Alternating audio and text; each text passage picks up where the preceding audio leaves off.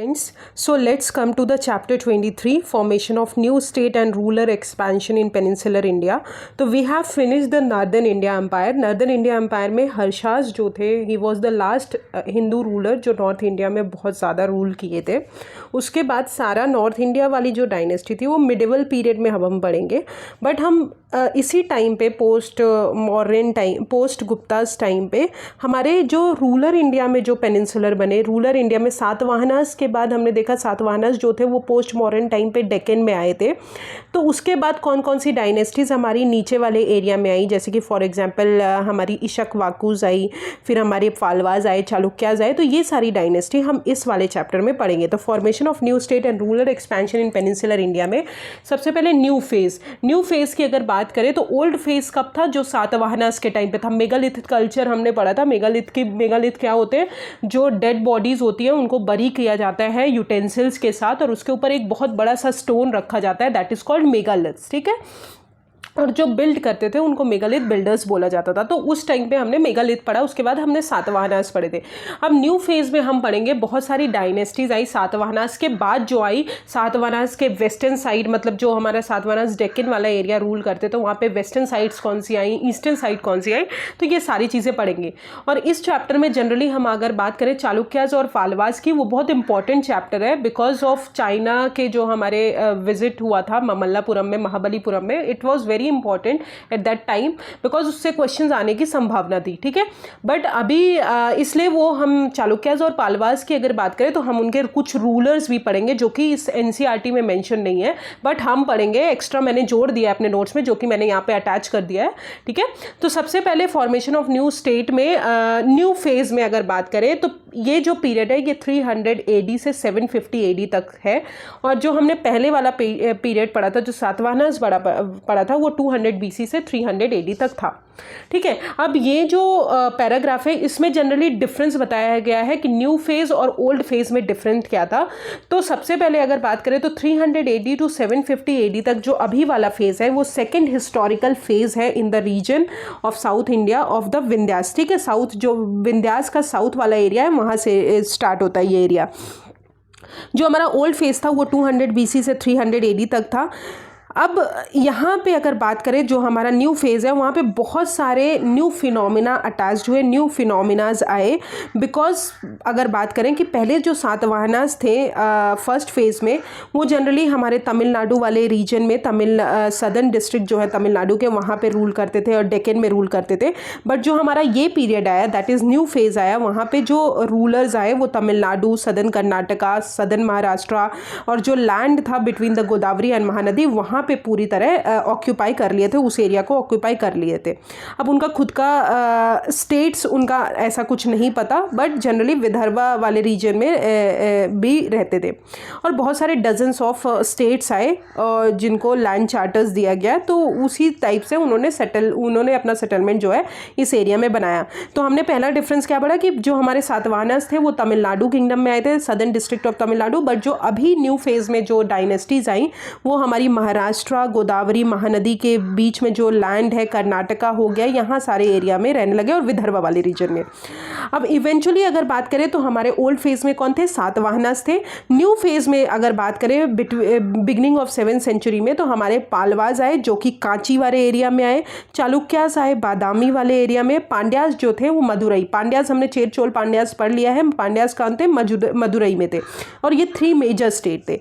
अब first historical phase की अगर बात करें जो सातवाहनास के टाइम पे थी, उस टाइम हमने देखा था कि मनी इकोनॉमी बहुत ज़्यादा फ्लरिश्ड हुई थी. बिकॉज हमारा जो बहुत सारे बाहर के लोग आए थे वो इंडियनाइज्ड हो गए थे और वो अपना टाइप का कल्चर डेवलप कर रहे थे.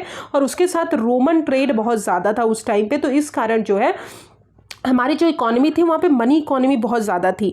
अब मनी इकोनॉमी थी तो बहुत सारे न्यूमरस क्राफ्ट्स थे, इंटरनल और एक्सटर्नल ट्रेड बहुत ज़्यादा था. ठीक है. नंबर ऑफ टाउन्स बहुत ज़्यादा थे क्योंकि उन्होंने सपोर्ट किया, मनी इकोनॉमी ने सपोर्ट किया कि नंबर ऑफ टाउन्स इस्टेब्लिश करें. बट अगर हम इस फेज़ की बात करें जो अभी फेज़ आया, जो चालुक्यास के टाइम पे आया, हमने तभी देखा था सातवाहनास के टाइम पे. तो लैंड ग्रांट सिस्टम जो था ब्राह्मणास के लिए किसने स्टार्ट किया था, सातवाहनास ने स्टार्ट किया था. अब उसी लैंड ग्रांट सिस्टम की वजह से जो न्यू फेज़ आया वहाँ पे जो है ट्रेड डिक्लाइन हो गया, मनी इकोनॉमी डिक्लाइन हो गई. तो जो भी ब्राह्मणास थे, जो भी हमारे लोग थे, उनको लैंड ग्रांट्स पे करना, लैंड ग्रांट्स देना पड़ा, और जिसके कारण एग्रेरियन इकोनॉमी की तरफ हम फिर से जो है डाइवर्ट हो गए। तो एक्सपेंशन जो है एग्रेरियन इकोनॉमी का वो बहुत ज़्यादा हो गया, तो मनी इकोनॉमी से किधर आ गए, एग्रेरियन इकोनॉमी में। नेक्स्ट अगर बात करें तो यहाँ पे जो है ब्राह्मणिज्म का बहुत ज़्यादा इंक्रीज हुआ। पहले क्या था, सातवाहनास के टाइम पे हमने पढ़ा कि वो सेकुलर पीपल थे, भले वो ब्राह्मण्स को फॉलो करते थे, बट वो जैनिज्म, बुद्धिज्म, केव्स वगैरह, मॉन्यूमेंट्स वगैरह हमको मिले, इंस्क्रिप्शंस मिले। बट यहाँ पे अगर बात करें तो ब्राह्मणिज्म बहुत ज़्यादा फ्लरिश्ड हो गया, वैदिक सेक्रीफाइसेस किंग परफॉर्म करने लगे, और यहाँ पे टेम्पल जो है, स्टोन टेम्पल्स का कंस्ट्रक्शन का बिगिनिंग हुआ, स्टार्ट हुआ for Shiva and Vishnu in Tamil Nadu under the Palwas, और कर्नाटका में चालुक्यास जो थे बादामी के, उन्होंने डेवलप किया। ठीक है, अब लैंग्वेज की अगर बात करें तो पहले जो है प्राकृत लैंग्वेज बहुत फेमस थी, ब्राह्मी स्क्रिप्ट फेमस थी तमिलनाडु वाले एरिया में, बट अभी जो है संस्कृत जो है ऑफिशियल लैंग्वेज बन गया पेनिनसुलर का, और मोस्ट चार्टर्स जो थे वो संस्कृत में ही लिखे जाते थे। ठीक है, तो this is the main difference between the old phase and the new phase. I hope आपको समझ में आ गया होगा। Let's come to the map में हम कुछ चीज़ें देख लेते हैं। ये देख सकते हैं, ये हमारी हो गई रिवर नर्मदा। रिवर नर्मदा के नीचे हमारी सतपुड़ा रेंज आती है, उसके बाद रिवर तापी, फिर एल्लोरा केव हमारे महाराष्ट्र में है, अजंता केव्स मध्य प्रदेश में। ठीक है, और यहाँ पे देख सकते हैं रिवर कृष्णा, यहाँ पे आईहोल, बादामी। बादामी कौन से, चालुक्यास रूल करते थे बादामी में। ठीक है, कांची में हमारे फालवाज रूल करते थे। फिर यहाँ पे उरायूर आते हैं, जो कि जहाँ पे पांड्यास, आपको पता है पांड्यास वाले रीजन में मदुरई उनकी कैपिटल थी पांड्यास की। ठीक है, तो ये सारी चीजें आपको पता हो गई। Okay, so this is all about the old phase and the new phase के बीच में डिफरेंस। आई होप ये सब क्लियर हो जाता है ना, तो बहुत सारी चीज़ें आपको ऑलरेडी क्लियर हो जाती हैं चैप्टर के बारे में। तो हम एक बार इसका समरी देख लेते हैं। समरी में अगर बात करें तो मैंने बहुत अच्छे से समरी यहाँ पे नोट की है कि डिफरेंस बिटवीन ओल्ड फेज कब था, 200 BC से 300 AD तक, और न्यू फेज कब था, 300 से 750 AD तक। What is the difference? Old phase में हमारे सातवाहनस थे जो डेक्कन तमिल किंगडम में रूल करते थे, बट न्यू फेज में बहुत सारे स्टेट आए जहां पे मोस्ट इंपॉर्टेंट थे पालवास जो कि कांची में रूल करते थे, चालुक्यास बादामी में, और पांड्यास मदुरई में। अब सेकंड अगर बात करें तो यहाँ पे न्यूमरस क्राफ्ट था, इंटरनल और एक्सटर्नल ट्रेड फ्लरिश था, यूज ऑफ कॉइन्स बहुत ज़्यादा था, good number of towns increase हुए थे। बट यहाँ पे ट्रेड और टाउन जो थे, कॉइनेज सिस्टम वो पूरी तरह डिक्लाइन हो गया था, और नंबर ऑफ लैंड ग्रांट्स जो था जो ब्राह्मणास को देते थे वो इंक्रीज हो गया था। अब यहाँ पे मनी इकोनॉमी थी, यहाँ पे हमने क्या किया, एग्रेरियन इकोनॉमी की तरफ बढ़ गए। बुद्धिस्ट मोनेस्ट्रीज, मॉन्यूमेंट्स जो थे वो बहुत इंपॉर्टेंट थे, आंध्र और महाराष्ट्र में हमको मिले सातवाहनस के टाइम पे। बट यहाँ पे ट्रायम्फेंट ब्राह्मणिज्म बहुत ज़्यादा मिला, क्योंकि बहुत सारे किंग्स जो थे वो वैदिक सेक्रीफाइसेस परफॉर्म करते थे। फिर केव इंस्क्रिप्शन हमको बताते हैं कि जैनिज्म और बुद्धिज्म का एग्जिस्टेंस बहुत ज़्यादा था उस टाइम पे, पर यहाँ पे बिगिनिंग हुई स्टोन टेम्पल्स की, construction of stone temples for Shiva and Vishnu. Pallavas ने तमिलनाडु में किया और चालुक्यास ने कर्नाटका में किया। फिर लैंग्वेज जो थी यहाँ पे मोस्टली प्राकृत थी, ब्राह्मी स्क्रिप्ट थी, बट यहाँ पे संस्कृत जो था वो मोस्ट इंपॉर्टेंट लैंग्वेज बन गया, और चार्टर्स भी उसी में कंपोज होने लगे। तो this is the most important difference between the old phase and the new phase. देखा कितने ईजी तरीके से मैंने चैप्टर को वो कर दिया। इसी टाइप से आपको भी पढ़ना है, आप खुद भी सीखिए ये सारी चीज़ें, मैं आपको अच्छे से बता रही हूँ बट आपको खुद भी सीखना है। अब अगर स्टेट ऑफ डेक्कन और साउथ इंडिया की बात करें तो सबसे पहले सातवाहनस हमने बताया था डेक्कन वाले रूल में रूल करते थे। अब सातवाहनस न्यू फेज जब आया तो कैसे हो गए, सातवाहनस की ये वाली डायनेस्टी थी, तो जो हमारा वेस्टर्न पार्ट था सातवाहनस का, वेस्टर्न विदर्भा वाला रीजन और वेस्टर्न महाराष्ट्र, वहाँ पे सातवाहनस को किसने सक्सीड किया? सातवाहनस के बाद कौन से आए? वकटकास आए। वकटकास के बाद कौन आए? चालुक्यास आए, जिनकी कैपिटल बादामी थी। बट ईस्टर्न साइड में अगर बात करें तो सातवाहनस जो ईस्टर्न साइड था सातवाहनस का, वहां पे कौन आए? इशकवाकुस आए, और इशकवाकुस के बाद पालवाज आए। ठीक है, उनकी कैपिटल थी पालवाज।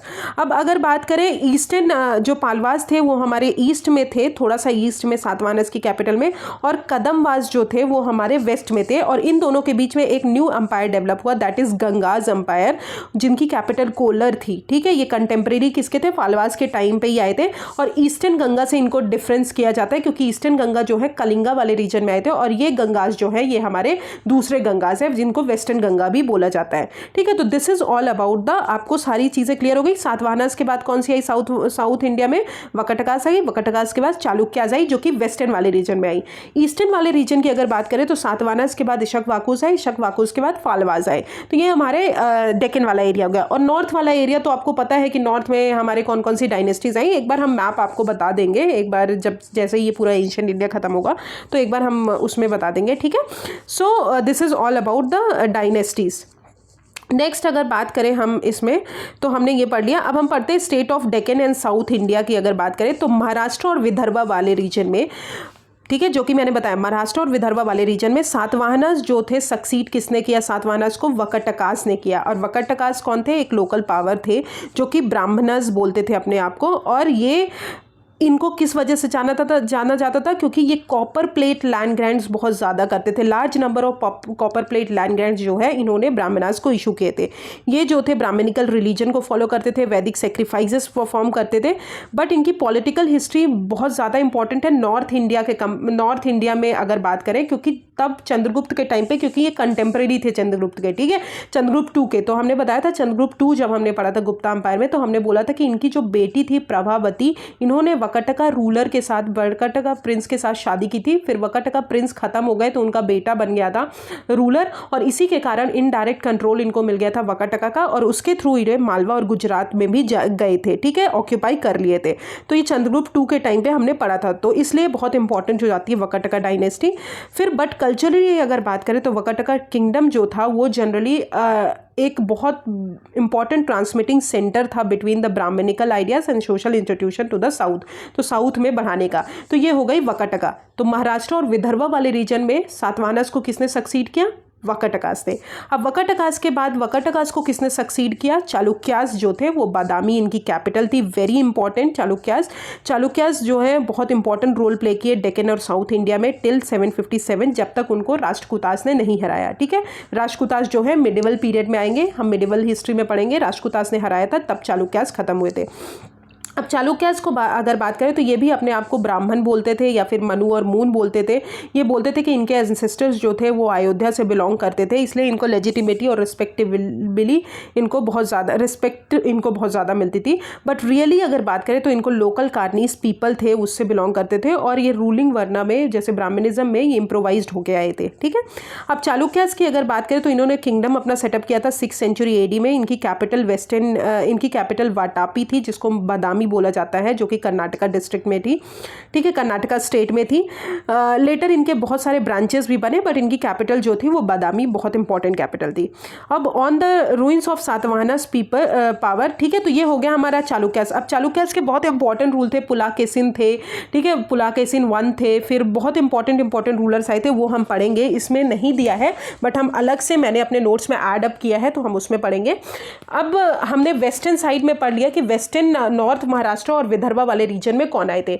अब सातवाहनस का रूइन जो है जब ईस्टर्न साइड में खत्म हुआ, तो ईस्टर्न साइड में कौन आए? इक्ष्वाकुस आए, जो कि कृष्णा गुंटूर रीजन में थे, ठीक है, ये लोकल ट्राइब थे, बट ये जो है अपनी अथॉरिटी कहीं ना कहीं से वो कर लिए थे।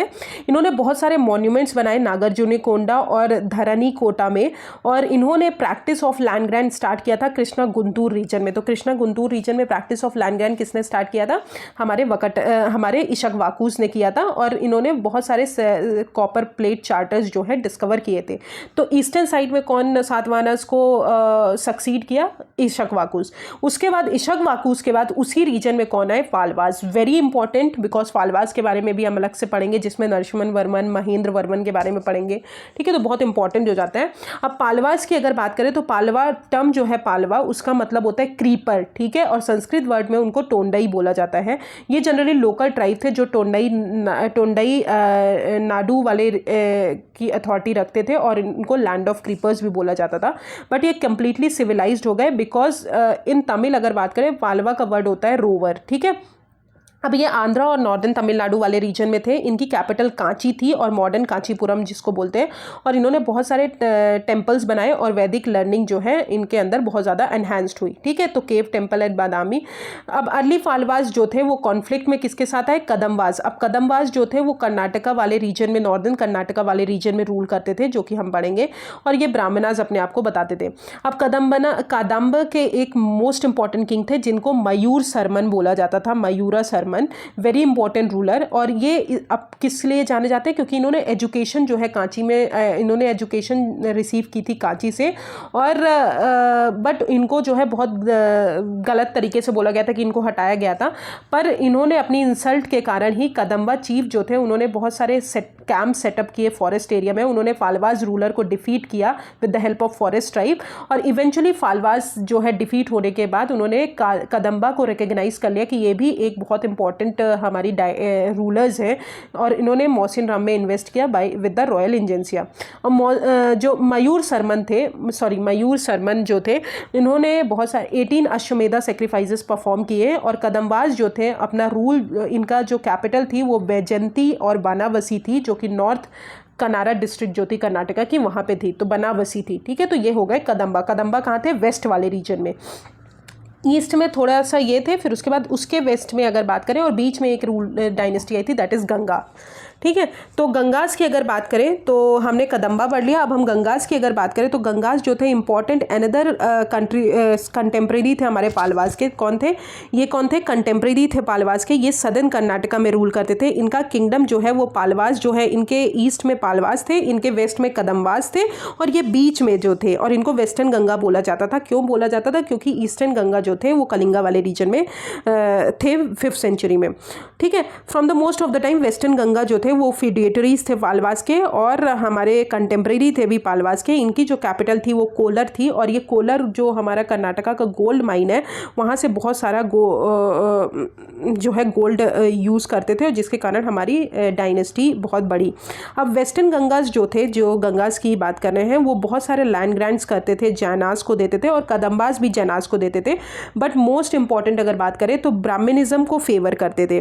बट द फालवाज अगर बात करें तो वो बहुत सारे विलेजेस जो है जनरली सिर्फ ब्राह्मण्स को ही ग्रांट देते थे, एज 16 लैंड चार्टर्स हमने देखा फालवास में। और पहले प्राकृत में होता था, बट अब कॉपर प्लेट जो है संस्कृत में होने लगा, जिसके कारण जो ग्रांट देने के कारण बहुत सारा जो लैंड है, जो अनकल्टिवेटेड लैंड था, वो कल्टिवेशन में आया, और फोर्स्ड लेबर भी बहुत ज़्यादा सप्लाई हुई, from the supply of provision to the royal officers in town. ये सारी चीज़ें हुई। अब पालवास, कदम्बाज और चालुक्यास की अगर बात करें, पालवास कहाँ थे? हमारे कांची वाले एरिया में। चालुक्यास की कैपिटल क्या थी? वादामी थी। ठीक है, और इनके जो कंटेम्प्रेरीज थे वो वैदिक सेक्रीफाइसेस बहुत परफॉर्म करते थे, क्योंकि हमने देखा कि ये ब्राह्मण्स को बहुत ज़्यादा फेवर करते थे, और इन्होंने अश्वमेधा वाजपेयी सेक्रीफाइसेस परफॉर्म की, जो कि कहीं ना कहीं इनकम ऐड की प्रिस्ली कास्ट के लिए।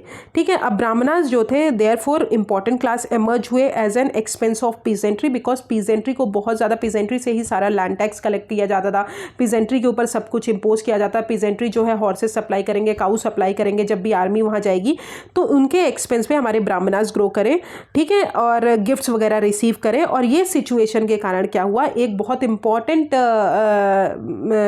ट्राइबल पीपल थे जिन्होंने रिवॉल्ट किया, काला भ्रास बोलते थे उनको, 6th सेंचुरी में। उन्होंने रिवॉल्ट किया अगेंस्ट दिस कि इतना ज़्यादा ब्राह्मणिकल रिलीजन क्यों फॉलो हो रहा है दोनों। और रिवॉल्ट जो है पालवास को भी अफेक्ट किया और उनके कंटेम्प्रेरीज को भी।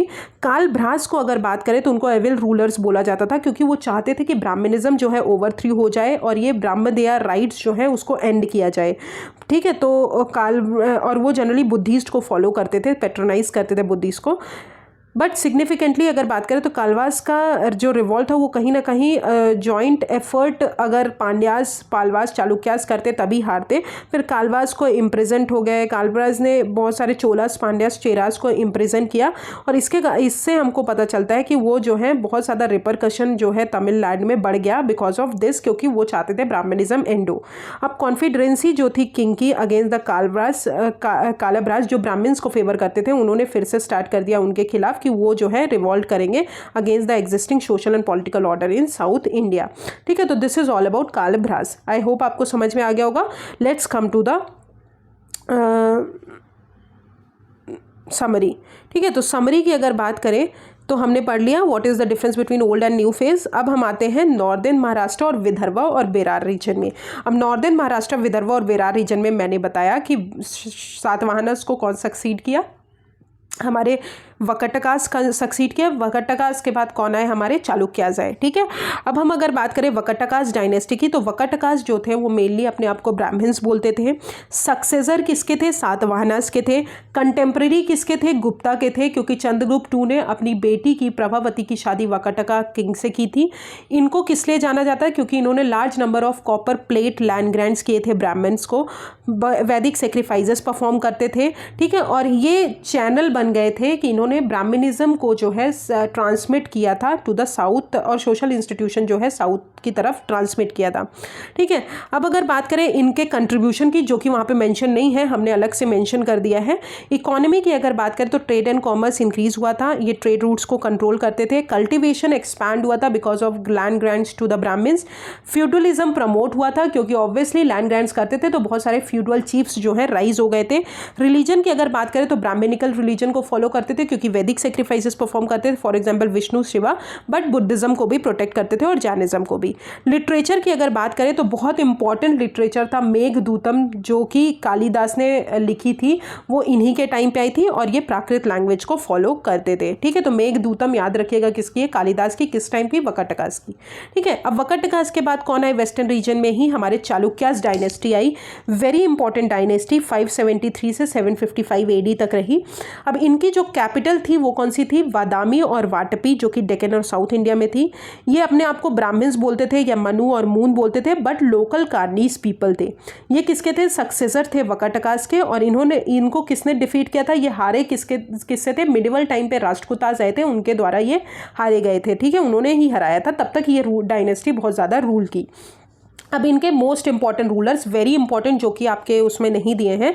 पहले रूलर थे पुलाकेसिन I, जो कि फाउंडर थे इस डायनेस्टी के, चालुक्यास डायनेस्टी के, और इन्होंने ही कैपिटल सेटअप की थी वाटापी और बादामी। फिर कीर्तिवर्मन I आए थे, इन्होंने इंपीरियलिस्टिक आउटलुक वो स्टार्ट किया था, और इन्होंने कदम्बाज जो थे बनावसी के, उनको डिफीट किया था। ये डिफीट हुए थे कीर्तिवर्मन, कदम्बाज जो थे बनावसी के, उन्होंने डिफीट किया था कीर्तिवर्मन को। ठीक है,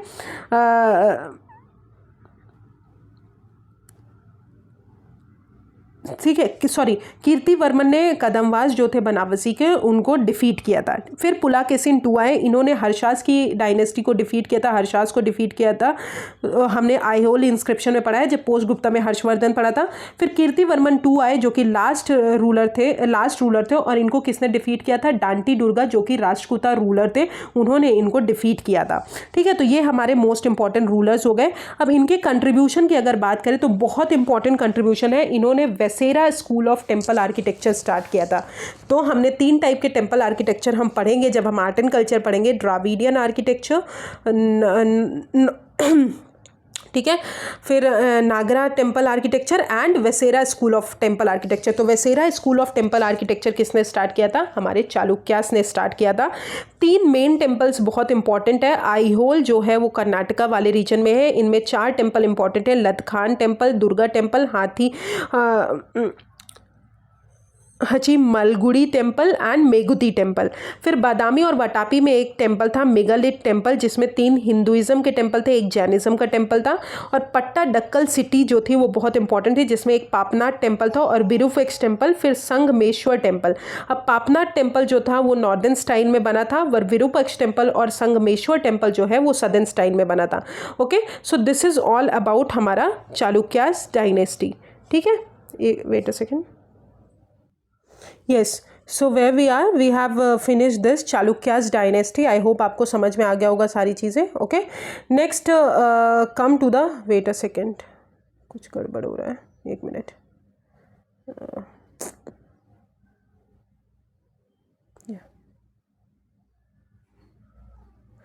सो we have finish the Chalukyas, Vakatakas, northern Maharashtra और विदर्भा वाले रीजन में हमारी कौन सी है, Vakataka dynasty, and then Chalukyas dynasty. Chalukyas dynasty ने बहुत ज़्यादा टेम्पल आर्किटेक्चर में हमारे नॉर्दर्न कर्नाटका में वो किया था, तो वो सारी चीज़ें अब पढ़ ली। अब हम ईस्टर्न पार्ट ऑफ पेनिनसुलर की बात करें तो ईस्टर्न पार्ट ऑफ पेनिनसुलर में सातवाहनास आए, उसके बाद इशकवाकुस आए, उसके बाद पालवास आए। अब इशकवाकुस की अगर बात करें तो ये कृष्णा और गुंटूर रीजन में थे। इन्होंने मॉन्यूमेंट सेटअप किया था नागार्जुना कोंडा और धारिनी कोटा में, और इन्होंने प्रैक्टिस जो थी लैंड ग्रांट की ब्राह्मणिज्म को देने की, ये कृष्णा गुंटूर रीजन में स्टार्ट किया था। इशकवाकुस को जिसने फॉलो किया था वो पालवास थे, वेरी इंपॉर्टेंट डायनेस्टी, 350 से 850 एडी तक थी। और टर्म जो था पालवास का उसका मतलब था क्रीपर। इनकी कैपिटल क्या थी, कांची, जिसको मॉडर्न कांचीपुरम से डिनोट किया गया है। इनको आर्ट एंड कल्चर के लिए बहुत ज़्यादा जाना जाता है, आर्ट एंड आर्किटेक्चर के लिए। और कंटेम्प्रेरीज किसके थे, चालुक्यास के। तो चालुक्यास हमारे किधर रूल कर रहे थे, बादामी में, वेस्टर्न वाले विदर्भा वाले और वेस्टर्न महाराष्ट्र वाले रीजन में, और पालवास जो थे वो ईस्टर्न महाराष्ट्र वाले रीजन में वो जो है रूल कर रहे थे, मतलब कांची वगैरह। अब रूलर्स की अगर बात करें तो बहुत इंपॉर्टेंट डायनेस्टी हो जाती है। महेंद्र वर्मन वन जो थे वो पहले रूलर थे। इन्होंने पुलाकेसिन टू जो कि चालुक्याज रूलर थे, उन्होंने महेंद्र वर्मन वन को डिफीट किया था, आईहोल इंस्क्रिप्शन में मेंशन्ड है। और इन्होंने मंडपास जो है वो फेमस किया था केव टेम्पल में। तो केव टेम्पल में मंडपास जो था एमर्ज किसके टाइम पे हुआ था? पालवास डायनेस्टी के टाइम पे हुआ था, महेंद्र वर्मन वन ने किया था। फॉर एग्जाम्पल पंच पांडव मंडपा यहीं पर एग्जाम्पल है, और महेंद्र विष्णु गृह जो है वो भी एक एग्जाम्पल है बहुत इंपॉर्टेंट मंडपास का। अब नरसिम्हन वर्मन वन आए, इन्होंने चालुक्यान किंग जो थे पुलाकेसिन टू, उनको डिफीट करके एक टाइटल एज्यूम किया था वटापी कोंडा, क्योंकि वटापी जो थी वो चालुक्यास की डायनेस्टी थी। तो इन्होंने पुलाकेसिन टू को हरा के वटापी कोंडा का टाइटल जो है एज्यूम किया था। अनदर टाइटल अगर बात करें तो ममल्ला महामल्ला इन्हीं को बोला जाता था, क्योंकि इन्होंने महाबलीपुरम सिटी फाउंड की थी। अब इन्होंने रथास टेम्पल जो है स्टार्ट इन्हीं के अंदर हुआ था। जैसे सप्त पगोडास महाबलीपुरम में दुर्गा इमेज जो थी वो रिप्रेजेंट की जाती थी द्रौपदी रथा से, शिवा इमेज अर्जुन रथा से जो है रिप्रेजेंट की जाती थी। तो महेंद्र वर्मन वन हो गए, फिर नरसिम्हन वर्मन वन हो गए। फिर नरसिम्हन वर्मन टू आए, इनको राजसीमा नाम से जाना जाता था, और इन्होंने इन्हीं के टाइम पे Dravidian school of temple architecture start हुआ था, जो कि सदर्न इंडिया में स्टार्ट हुआ था। तो नरसिम्हन वर्मन टू के टाइम पे ही Dravidian style of temple architecture start हुआ था। अब एग्जाम्पल इसका क्या है? शोर टेम्पल महाबलीपुरम में, कैलाशनाथ टेम्पल कांचीपुरम में। फिर नंदी वर्मन टू आए थे, जिसके टाइम पे पावर जो और प्रॉस्पेरिटी थी पालवास की डिक्रीज हुई थी, और टेम्पल जो थे वो बहुत छोटे साइज़ के हो गए थे। For example Mukteshwar temple Kanchipuram में, वैकुंठ परमिल टेम्पल वो भी कांचीपुरम में। अब इनकी कंट्रीब्यूशंस की अगर बात करें तो भारवी और डांडिन इन्हीं के टाइम पे आए थे। भारवी जो थे जिन्होंने किरतार जूनिया लिखी थी, और दांडिन जो थे जिन्होंने दश कुमार चरिता लिखी थी। अब टेम्पल जो था ये कहीं ना कहीं एजुकेशन के लिए बहुत इंपॉर्टेंट सेंटर बन गया था, घटिकास और मथा वगैरह बनते थे। और अलवर और नायनकर सेंट जो थे, इन्होंने भक्ति मूवमेंट इन्हीं के अंदर स्टार्ट किया था अंडर द पालवास। तो this is all about Pallavas ruler. ठीक है, we have studied in eastern part of peninsular India. Next अगर बात करें वेस्टर्न पेनिनसुला में, तो सबसे इंपॉर्टेंट जो डायनेस्टी थी दैट इज कदम्बा किंगडम। इनके जो मोस्ट इंपॉर्टेंट रूलर थे वो मयूर सरमन थे, फाउंडर थे इस किंगडम के। ये पालवास के साथ कॉन्फ्लिक्ट में आए थे और इन्होंने पालवास को डिफीट किया था। फिर पालवास किंग जो थे इन्होंने कदम्बा की अथॉरिटी को रिकग्नाइज कर लिया था। इनकी कैपिटल क्या थी? वैजंती और बनावसी कर्नाटका की। और मयूर सरमन जो थे इन्होंने 18 अश्वमेधा सेक्रीफाइसेस परफॉर्म किए थे, और ये लैंड ग्रांट्स जो थे मोस्टली जैनास को देते थे, पर ब्राह्मणिज्म को फेवर भी करते थे। अब between Pallavas in the east और कदम्बाज इन द वेस्ट एक डायनेस्टी आई which is called as Gangas dynasty, और ये कंटेम्प्रेरी किसके थे? पालवाज के कंटेम्प्रेरी थे, सदर्न कर्नाटका वाले रीजन में थे। इनको वेस्टर्न गंगा बोला जाता था ईस्टर्न गंगा से डिफ्रेंशिएट करने के लिए, क्योंकि ईस्टर्न गंगा कलिंगा वाले रीजन में थे। अब ये फ्यूडेटरीज थे हमारे पालवास के। इनकी कैपिटल कोलर थी, जिसके कारण इनको बहुत हेल्प मिली गोल्ड माइंस के थ्रू। अब अगर बात करें पालवास, कदम्बाज और चालुक्यास की और इनके अदर कंटेम्प्रेरीज की, ये बहुत सारे वैदिक सेक्रीफाइसेस परफॉर्म करते थे और ये ब्राह्मणिज्म को फेवर करते थे, जिसके कारण इनका प्रेस्टीज और इनकम इंक्रीज हुई। और ब्राह्मण्स जो थे इंपॉर्टेंट क्लास एमर्ज होके आए एट कॉस्ट ऑफ पीजेंट्री। तो इसी के कारण जो है एक ऑपरेशन स्टार्ट हुआ जिनको काला भ्रास ने किया 6th सेंचुरी में। इन्होंने एक कॉन्फ्लिक्ट स्टार्ट किया, इन्होंने इनके अगेंस्ट जो है ऑपरेशन स्टार्ट किया कि ये जो चाहते थे कि ये किंग्स को हटाना चाहते थे और अपने तमिल क्यों इन्होंने स्टार्ट किया? बिकॉज ये ब्रह्मदेय राइट्स को ख़त्म करना चाहते थे, बुद्धिस्ट को पेट्रोनाइज करना चाहते थे, और इम्प्रिजन किया था चोला पांडे और चेरा किंग को। ठीक है, तो कालभ्रास हो गए। तो ये हो गई पूरी डायनेस्टी। आई होप आपको सब समझ में आ गया होगा कि कौन कौन सी डायनेस्टी कब आई और क्या आई। ठीक है, now let's come to the conflict between the Pallavas and the Chalukyas. अब दो इंपॉर्टेंट डायनेस्टी बहुत इंपॉर्टेंट थी। चालुक्यास जो थे वो बादामी वाटपी पे थे, वेस्टर्न महाराष्ट्र और विदर्भ वाले रीजन में। पालवास जो थे इधर कांचीपुरम वाले रीजन में थे। तो मेन इंटरेस्ट पॉलिटिकल हिस्ट्री का अगर बात करें तो पालवास और चालुक्यास के कॉन्फ्लिक्ट के बीच में फंसा हुआ है। अब पालवास और चालुक्यास किसके लिए कॉन्फ्लिक्ट करेंगे? ऑब्वियसली नेचुरल रिसोर्सेज के लिए, सुप्रीमेसी के लिए, टेरिटोरियल रिसोर्सेज के लिए, प्रेस्टीज के लिए, उसके अलावा किसके लिए? इन्हीं सब चीज़ों के लिए जो है इन दोनों के बीच में कॉन्फ्लिक्ट स्टार्ट हुआ और ये चाहते थे कि जो तुंगभद्रा रीजन और कृष्णा रीजन के बीच में जो भी लैंड है उसके ऊपर हम सुप्रीमेसी हासिल कर लें। और इसी के कारण जो है यही मिडिवल टाइम्स में अगर बात करें तो तुंगभद्रा और कृष्णा रीजन को ऑक्यूपाई करने के लिए विजयनगर एम्पायर और ब्राह्मणी किंगडम में भी बहुत ज़्यादा कॉन्फ्लिक्ट हुआ था। ठीक है, तो इस रीजन को क्योंकि ये रीजन बहुत इंपॉर्टेंट था क्योंकि रिवर वैलीज थी, कल्टिवेशन बहुत अच्छा था। ठीक है, तो इसके कारण इस रीजन को जो है कब्जा करने के लिए बहुत सारे रूलर्स ने लड़ा। अब फर्स्ट इंपॉर्टेंट इवेंट्स की अगर बात करें तो चालुक्याज रूलर थे जो कि पुलाकेसिन II थे, जो कि हमने बताया आईहोल इंस्क्रिप्शन जिसको रवि कीर्ति ने लिखा है, रिटन बाय रवि कीर्ति, जो कि संस्कृत में था। उसमें हमने बोला कि उन्होंने बहुत सारे रूलर्स को डिफीट किया है। इन्होंने ओवरथ्रू किया कदम्बाज जो कि बनारसी में थे, गंगा जो थे मैसूर के उनको भी हटाया और उनकी इन्होंने सुजेनिटी जो थी पुलाकेसिन II की एज्यूम की। इन्होंने हर्षास की आर्मी को डिफीट किया और फाल्वा की कैपिटल जो है वो बहुत दूर तक पहुंच गई। बट अगर बात करें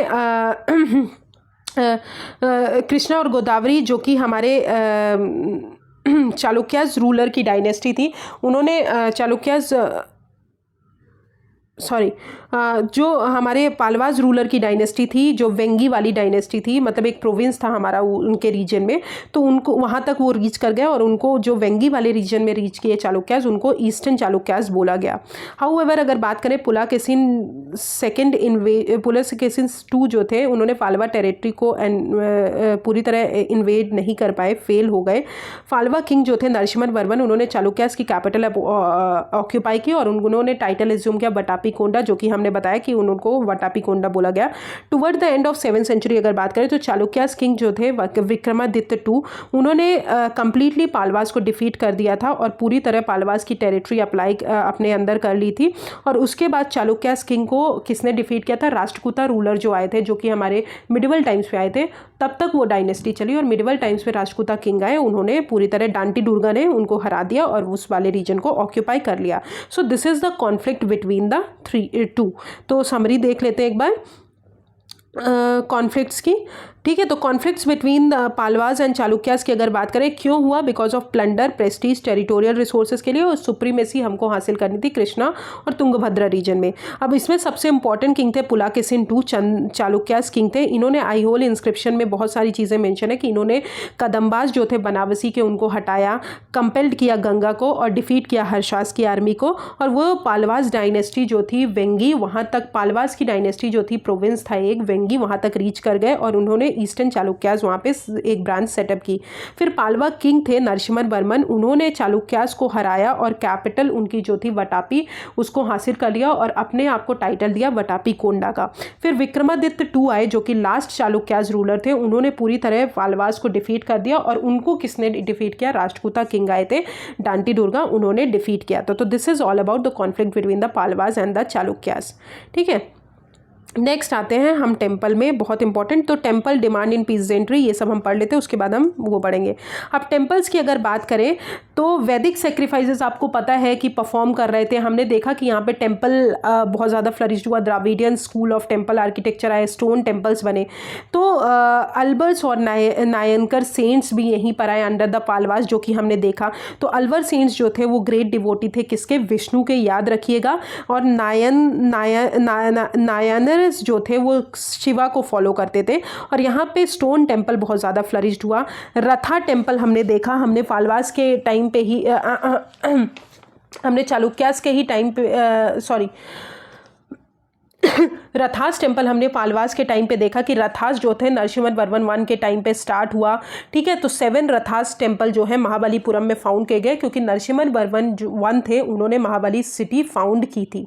ठीक है, उसके बाद अगर बात करें तो एग्जाम्पल इसका शोर टेम्पल बहुत इंपॉर्टेंट है। यहाँ पे स्ट्रक्चरल कंस्ट्रक्शन भी स्टार्ट हुए थे, स्ट्रक्चरल टेम्पल भी स्टार्ट हुए थे। उसका मोस्ट इंपॉर्टेंट एग्जाम्पल है कैलाशनाथ टेम्पल। तो ये हो गए पालवा के टाइम पे। अब चालुक्यास जो थे बादामी पे उन्होंने आईहोल में बहुत सारे टेम्पल स्टार्ट किए थे और इन्होंने आईहोल के बाहर भी बहुत सारे टेम्पल्स स्टार्ट किए थे, फॉर एग्जांपल बादामी और पट्टादकल में। और पट्टादकल में 10 टेम्पल्स थे और उसमें से मोस्ट इंपॉर्टेंट टेम्पल था पापनाथ टेम्पल और विरूपक्ष टेम्पल, और उसके अलावा भी संगमेश्वर टेम्पल था। तो पापनाथ टेम्पल जो था वो नॉर्दर्न स्टाइल में बिल्ट था और विरूपक्ष टेम्पल जो था वो सदर्न स्टाइल में बिल्ट था। और वो जनरली टेम्पल पे वॉल्स पे स्ट्रक्चर्स पे हमारे बहुत सारे ब्यूटीफुल स्कल्पचर्स होते थे जो कि सीन्स रिप्रेजेंट करते थे रामायण के। बट अगर बात करें तो कोई भी क्लियर आइडिया नहीं है कि कैसे हमारे टेम्पल्स मेंटेन होते थे उस टाइम। बट अगर हम देखा जाए तो जो भी लैंड ग्रांट्स प्रोवाइड करते थे, ग्रांट्स जो देते थे टेम्पल्स को, उसी के द्वारा जो है टेम्पल्स मेंटेन किए जाते थे। और वो टेम्पल्स के वो जो टैक्सेस जो है वो कौन देता था? पीसेंट्स देते थे टैक्सेस, ठीक है, ब्राह्मणास को, कि वो टेम्पल को मेंटेन करें। ऑल्दो अगर बात करें कॉमन पीपल, वो विलेज गॉड्स को अपने वर्शिप करते थे, उनको पैडी और टॉडी वगैरह देकर, और ऑफरिंग्स भी इन टेम्पल्स को प्रोवाइड करते थे, ठीक है। तो इस टाइप से हमारे टेम्पल मेंटेन्ड होते थे। तो हमने देख लिया चालुक्यास और बादामी के टाइम पे टेम्पल आर्किटेक्चर बहुत ज़्यादा फ्लरिश हुआ। फिर डिमांड ऑन पीजेंट्री की अगर बात करें तो ऑब्वियसली हमने जैसे कि देखा कि पीजेंट्री पे इतना ज़्यादा वो रहता था। क्यों रहता था? क्योंकि बहुत सारी चीज़ें उनको, पीजेंट्री पे बहुत ज़्यादा बर्डन रहता था। पीजेंट्स जो है वो बहुत सारी चीज़ें सप्लाई करते थे। किन चीज़ों के लिए? कि हमको वॉर कैसे कैरी करना है, आर्क एंड आर्किटेक्चर बढ़ाना है, टेम्पल रिलीजन को प्रमोट करना है, एडमिनिस्ट्रेटिव स्टाफ को मेंटेन करना है, इन सब के लिए एनॉमरस वेल्थ चाहिए होती थी। अब वेल्थ कहाँ से आती थी? पीजेंट्स हमारे प्रोवाइड करते थे। अब पीजेंट्स की अगर बात करें तो पीजेंट्स के ऊपर लैंड टैक्स लगाया जाता था जो भी वो प्रोड्यूस करते थे। फिर सीरियल्स और गोल्ड वगैरह भी देते थे। उसके अलावा अगर बात करें तो फ्लावर्स, किंग जो है फ्लावर्स डिमांड करते थे, मिल्क, वुड, ग्रास वगैरह डिमांड करते थे, और अगर वो नहीं दे पाते थे फोर्स लेबर इम्पोज किया जाता था, विष्टि जिसको बोला गया। फिर उसके अलावा अगर बात करें तो जो भी आर्मी वहाँ पे जा रही है, रॉयल ऑफिशियल्स जा रहे हैं, उस गांव से निकल रहे हैं, उस विलेज से निकल रहे हैं, तो उनको जो है पनिश भी कर सकते थे, टैक्स भी कलेक्ट करते थे। और पीजेंट्स जो है उनको बुलक्स वगैरह सप्लाई करते थे, cots, charcoal, ovens, cooking pots, attendance, ये सारी चीज़ें देते थे। अब होल लिस्ट जो थी वो कहीं ना कहीं हैवी डिमांड्स पोज करती थी पीजेंट्स के ऊपर कि पीजेंट्स जो हैं वही शब्द हमको देंगे। और ये जो है ये सब 18 टाइप्स ऑफ इम्यूनिटीज़ जो कि ब्राह्मण्स को ग्रांट की गई थी उसमें मेंशन है, ठीक है। तो दिस इज़ ऑल अबाउट हमारा demands on the peasantry. Okay, तो एक बार हम इसका समरी पढ़ लेते हैं। अब टेम्पल्स की अगर बात करें तो फ्रॉम 7th सेंचुरी अल्बर सेंट्स जो थे वो डिवोटी थे विष्णु के, और नयनकर सेंट्स जो थे वो डिवोटी थे शिवा के। ये हमने पढ़ा कि ये किसके टाइम पे आए थे? हमारे पालवास के टाइम पे आए थे। अब टेम्पल्स जो थे पालवास टेम्पल थे और चालुक्यास टेम्पल थे। पालवास टेम्पल की अगर बात करें तो इन्होंने बहुत सारे number of stone temples construct किए थे। नरसिम्हा वर्मन ने एक सिटी फाउंड की थी जिसको महाबलीपुरम बोला गया, और इन्होंने ही 7 रथास टेम्पल भी फाउंड किए थे महाबलीपुरम में। उसका मोस्ट इंपॉर्टेंट एग्जांपल है शोर टेम्पल। फिर स्ट्रक्चरल टेम्पल्स भी कांची में इन्होंने फाउंड किया, और मोस्ट इंपॉर्टेंट एग्जांपल है कैलाशनाथ टेम्पल। अब चालुक्यास टेम्पल की बात करें तो इन्होंने न्यूमरस टेम्पल आईहोल में बिल्ड किए, 70 टेम्पल्स ऐसा बोला जाता था। और इन्होंने आईहोल के अलावा अगर बात करें तो बादामी और पट्टादकल सिटी में भी बहुत सारे टेम्पल्स बताए। और पट्टादकल सिटी में 2 मोस्ट इंपॉर्टेंट टेम्पल्स थे जिसको बोला गया पापनाथ टेम्पल जो कि नॉर्दर्न स्टाइल में बिल्ड था, और विरूपक्ष टेम्पल जो था वो सदर्न स्टाइल में बिल्ड था। और टेम्पल वॉल्स पे जो है रामायण के सीन्स वगैरह बनाए जाते थे, तो वो सारी चीज़ें मैंशन थी। और स्टोन टेम्पल्स जैनास के भी यहाँ पे मिले। अब टेम्पल्स जो थे वो मेंटेन किसके थ्रू किए जाते थे? जो भी ऑफरिंग हमारे पीजेंट्स देते थे और जो भी टैक्सेस उनसे किंग जो है कलेक्ट करते थे उनके थ्रू। तो दिस इज़ ऑल अबाउट हमारा टेम्पल्स। नेक्स्ट अगर बात करें डिमांड ऑन द पीजेंट्री, तो अब क्यों डिमांड की जाती थी पीजेंट से? किस लिए? किन किन चीज़ों के लिए? कि वॉर, हमको लड़ाई लड़नी है तो हमको पैसा चाहिए। आर्ट एंड लिटरेचर को फ्लरिश करना है तो उसके लिए पैसा चाहिए। रिलीजन को प्रमोट करना है, एडमिनिस्ट्रेटिव स्टाफ को प्रमोट करना है, तो इसके लिए हमको कहीं ना कहीं वेल्थ चाहिए। और वेल्थ कौन प्रोवाइड करता था? पीजेंट्री। तो कैसे प्रोवाइड करती थी? लैंड टैक्स इम्पोज किया जाता था उन पे, सीरियल्स और गोल्ड वगैरह उनसे लिया जाता था, फ्लावर्स, मिल्क, वुड, ग्रास, ये सारी चीज़ें। फोर्स लेबर अगर नहीं दे पाते तो फोर्स लेबर प्रैक्टिस की जाती थी जिसको विष्टि बोला गया। और आर्मी के लिए वो bullocks of carts, cots, charcoal, oven, cooking pots, ये सारी चीज़ें सप्लाई करते थे। अब ये कहीं ना कहीं हमको बताते कि स्टेट जो है वो हैवी डिमांड्स लगाते थे ऑन द लेबर, और मोस्ट ऑफ दीज डिमांड्स जो है वो 18 टाइप्स ऑफ इम्यूनिटीज़ जो कि हमारी ब्राह्मण्स को ग्रांट की जाती थी उसमें मेंशन है। तो this is all about demand on the peasantry. Okay, next हम बात करते हैं social rural expansion, very important. इसमें 3-4 टर्म है जो आपसे क्वेश्चन पूछा जाता है, वो बहुत इंपॉर्टेंट हो जाता है। अब रूरल एक्सपेंशन की अगर बात करें तो हमने जैसे कि बताया कि लैंड ग्रांट सिस्टम सबसे ज़्यादा इंपॉर्टेंट है। आप याद रखिए, लैंड ग्रांट देते थे तो न्यू लैंड जो है कल्टिवेशन में आता था, तो एग्रीकल्चरल इकोनॉमी बहुत बड़ी, और एग्रीकल्चरल इकोनॉमी की वजह से रूरल इकोनॉमी हमारी बहुत ज़्यादा बड़ी, क्योंकि एग्रीकल्चर प्रोडक्शन बढ़ा। न्यू स्टेट्स जो है ट्रांसविंध्यन रीजन में फिर से फॉर्म हुए, फ्यूडेटरी चीफ्स फॉर्म हुए, क्योंकि हर रीजन को आपको बढ़ाना है तो आप ब्राह्मण्स को लैंड ग्रांट कर रहे हो, तो फ्यूडेटरी चीफ्स बढ़ रहे हैं, चीफडॉम्स बढ़ रहे हैं, जिनके जो कि अपना अपना खुद का एडमिनिस्ट्रेटिव स्ट्रक्चर बना रहे हैं, टेरिटोरियल स्टेट बना रहे हैं, टैक्सेशन सिस्टम बना रहे हैं, खुद की आर्मी बना रहे हैं, और उनको कहीं ना कहीं रिसोर्स चाहिए। तो रिसोर्स कौन प्रोवाइड करेगा? ऑब्वियसली पीजेंट्री प्रोवाइड करेंगे, रूलर बेस प्रोवाइड करेगा। ठीक है, तो इसी के कारण रूरल कम्युनिटीज़ और एग्रीकल्चर प्रोडक्शन बहुत ज़्यादा इंक्रीज़ हुआ और बहुत ज़्यादा हमारे लैंड जो है कल्टिवेशन में आए। अब इन दिस पीरियड अगर बात करें तो 3 टाइप्स के विलेजेस साउथ इंडिया में मिले। एक पहला उर है, दूसरा सभा है, और तीसरा नगरम है। बहुत इंपॉर्टेंट टर्म्स हैं ये तीनों पूछे जा सकते हैं। तो ये कहाँ पे थे? साउथ इंडिया में थे, याद रखिएगा, साउथ इंडिया में थे। और पहला टर्म क्या है? उर है, दूसरा टर्म सभा है, तीसरा टर्म नगरम है।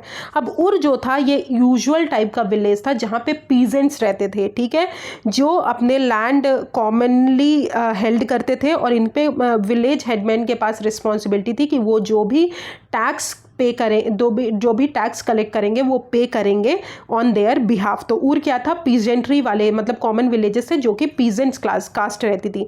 फिर आई सभा में कौन से रहते थे? जो ब्राह्मण्स रहते थे, जिनको जो लैंड ब्राह्मण्स को दिया जाता था, ब्रह्मदेहा विलेज बोला जाता था उनको, और अग्रहारा विलेजेस, जो भी लैंड ब्राह्मण्स के अंदर आता था उसको सभा बोला गया, और ब्राह्मण्स उनको खुद जो है बहुत सारी एक्टिविटीज़ कैरी करते थे। अब नगरम एक टाइप का विलेज था जहाँ पे ट्रेडर्स और मर्चेंट्स रहते थे। अब ये बहुत छोटा विलेज था क्योंकि उस टाइम पे मनी इकोनॉमी डिक्रीज हो गई थी, ट्रेडर्स और मर्चेंट्स जो है ट्रेड डिक्लाइन हो गया था। तो ये नगरम जो है ये ट्रेडर्स और मर्चेंट्स को दोनों को साथ में दिया जाता था। अब चालुक्याज एरियाज की अगर बात करें तो रूरल अफेयर्स कौन मैनेज करता था? महाजना थे, जो कि विलेज एल्डर थे, वो मैनेज करते थे। और इसी से हमको पता चलता है कि हमारा रूरल एक्सपेंशन बहुत ज़्यादा हुआ, रूरल ऑर्गेनाइजेशन और लैंड का यूज़ जो है बेटर वेव से हमारा हुआ। तो this is all about rural expansion. Next अगर बात करें सोशल स्ट्रक्चर की, तो सोशल स्ट्रक्चर में 2 इंपॉर्टेंट डोमिनेटिंग क्लास थी। पहली थी प्रिंसेस, दूसरी थी प्रीस्ट। अब प्रिंसेस जो थे वो ब्राह्मणास बोला जाता था और उनको क्षत्रिय बोला जाता था, और वो बहुत इंपॉर्टेंट क्लास थे। फिर प्रीस्ट है, प्रीस्ट जो है वो भी रिस्पेक्टेबल फैमिली ट्रीज से बिलोंग करते थे। ये भी अपने आप को जनरली न्यू रूलर्स बोलते थे और ब्राह्मण्स बोलते थे, और ये जनरली ब्राह्मण्स होते थे, जैन और बुद्धिस्ट मंक्स होते थे। और प्रीस्ट का बहुत ज़्यादा इन्फ्लुएंस था बिकॉज ऑफ लैंड ग्रांट, क्योंकि उनको लैंड ग्रांट्स दिया जाता था। अब इन दोनों के नीचे एक कास्ट आती थी जिसको पीजेंट्री बोला गया, और पीजेंट्री जो थी बहुत सारे पीजेंट क्लास में डिवाइड हुई, वो जनरली उनको शूद्रास भी बोला जाता था। और अगर पीजेंट जो है फेल हो गए कि वो जो है प्रोड्यूस नहीं कर पाए, वो स्टेट को इतना प्रोड्यूस नहीं दे पाए, इतना टैक्स नहीं दे पाए, तो उनको ऐसा बोला जाता था कि उन्होंने जो धर्म है उनका, उनसे वो उन्होंने अपने को डिपार्चर कर लिया है और धर्म को फॉलो नहीं कर रहे हैं, और उनको एज ऑफ काली बोला जाता, उस सिचुएशन को एज ऑफ काली बोला जाता था। और किंग जो है फिर उसके बाद उन सब चीज़ों को पनिश करता था और पीस रिस्टोर करता था। और टाइटल जो है किंग किंग क्या अडॉप्ट करते थे? धर्म महाराजा, क्योंकि धर्म को फॉलो करते थे, धर्म को अपहोल्ड करते थे। तो धर्म महाराजा कौन सी डायनेस्टीज अडॉप्ट करी? वकटका, पालवास और कदम्बास। और सिम्हावर्मन जो थी वो हमारे पालवास रूलर ने एक सिम्हावर्मन जो थे वो भी धर्म को रेस्क्यू करते थे, उनको भी एक क्रेडिट दिया गया। ठीक है, तो दिस इज़ ऑल अबाउट हमारा सोशल स्ट्रक्चर। आई होप आपको समझ में आ गया होगा। नेक्स्ट हम देख लेते हैं rural expansion. Demand on the peasantry हमने देख लिया। अब हम रूरल एक्सपेंशन की अगर बात करें तो रूरल एक्सपेंशन कैसे हैपन हुआ? Because of land grants to the Brahmans, क्योंकि न्यू लैंड जो है कल्टिवेशन में आया। हर लैंड के खुद के फ्यूडेटरी चीफडॉम्स रहते थे, उनकी खुद की आर्मी रहती थी, खुद का टैक्सेशन सिस्टम, खुद का रूलर बेस रहता था। अब अब 3 टाइप के विलेजेस जो है साउथ इंडिया में फ्लरिश जो है, पहला था उर जो कि नॉर्मल पीजेंट्स क्लास रहती थी और पीजेंट क्लास विलेजेस था। ये जो है लैंड को अपने कलेक्टिवली ग्रो करते थे, कलेक्टिवली प्रोड्यूस करते थे और विलेज हेडमेन जो है इनसे टैक्सेस लेते थे और वो उनके बिहाफ में किंग को पे करते थे। ठीक है, फेमस कहाँ हुई? साउथ तमिलनाडु में। फिर सभा आई जो कि जिनमें ब्राह्मण्स रहते थे, जिनको जो लैंड ग्रांट्स ब्राह्मण्स को दिया जाता था, ब्रह्मदेया और Agrahara land grants, Agrahara villages जो थे वो उनको बोला जाता था सभा, और ब्राह्मण्स जो है वहाँ पे इंडिविजुअल राइट्स एंजॉय करते थे। तीसरा था नगरम। नगरम में मर्चेंट्स और आर्टिशंस आए, बिकॉज ट्रेड डिक्लाइन हो गया था तो मर्चेंट्स जो है विलेजेस की तरफ मूव कर गए, तो नगरम तीसरा था।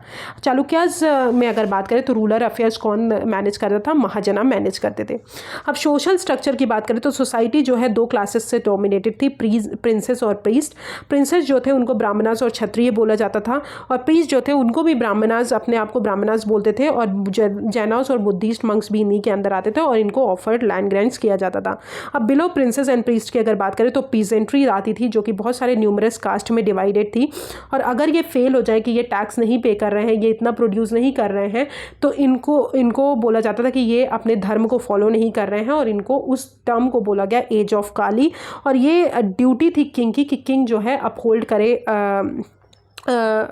करे पूरे धर्म जो भी पीजेंट्स फॉलो नहीं कर रहे हैं, और ये जो भी प्रैक्टिसेस है उसको एंड करे। अब टाइटल जो था किंग को धर्म महाराजा बोला गया, अडॉप्टेड बाई वाकाटका, फाल्बा, कदम्बा और वेस्टर्न गंगा किंग्स, और शिमा वर्मन जो थी उन्होंने फाल्बार रूलर ने अडॉप्ट किया टू रेस्क्यू द धर्म।